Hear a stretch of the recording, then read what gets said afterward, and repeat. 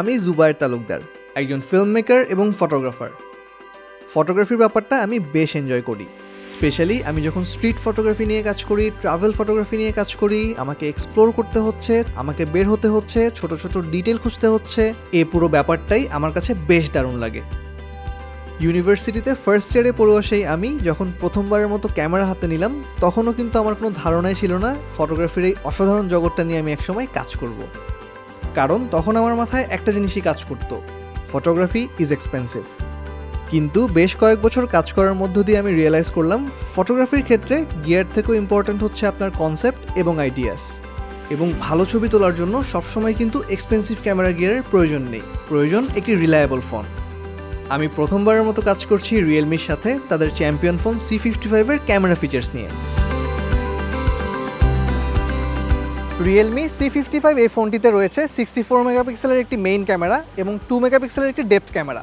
এই ফোনটি ব্যবহার করে আমি বেশ কিছু ছবি তুলেছিলাম, এক্সপ্লোর করেছিলাম এর বেশ কিছু ফিচার।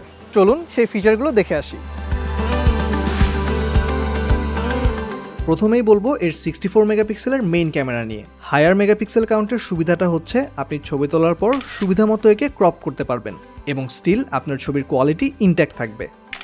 আপনি চাইলে হরাইজন্টাল একটা ছবিকে ক্রপ করে ভার্টিক্যাল স্টোরি সাইজের করে ফেলতে পারবেন এবং স্টিল ওই ইমেজটার কোয়ালিটি ঠিক থাকবে। সো বুঝতেই পারছেন আপনার ছবিকে রিফ্রেম করে বিভিন্নভাবে ইউজ করার ক্ষেত্রে এটা কিন্তু হিউজ একটা অ্যাডভান্টেজ। এরপরেই চলে আসি স্ট্রিট মোডে। ক্যামেরাটা ওপেন করে বাম দিকে আপনি পেয়ে যাবেন স্ট্রিট মোড। এই মোডে আপনি 3টি ফোকাল লেন্থে ছবি তোলার অপশন পাবেন, 24 মিলিমিটার, দেন 50 মিলিমিটার এবং 120 মিলিমিটার। যদিও এই 3টি ফোকাল লেন্থই ডিজিটালি করা হয়েছে, তারপরও বিগিনারদের জন্য ফোকাল লেন্থের একটা ক্লিয়ার কনসেপশন পাওয়া যায় এই মোডটা ব্যবহার করার মাধ্যমে। C55 নাইট মোড খুবই চমৎকার। আমি এটা দিয়ে বেশ কিছু ছবি তুলেছি এবং প্রত্যেকটা ছবি কিন্তু আমার বেশ ভালো লেগেছে। এর নাইট মোড 3 সেকেন্ডের মতো সময় নেয় ছবিটাকে ক্যাপচার করার জন্য এবং শেষে নাইট মোডের যে ছবিগুলো পাওয়া যায় সেগুলো কিন্তু বেশ নাইস।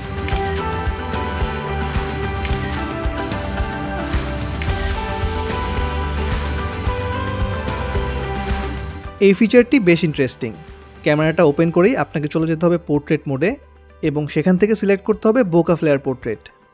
খেয়াল রাখবেন আপনার ব্যাকগ্রাউন্ডে যেন কিছু ছোট ছোট লাইট সোর্স থাকে।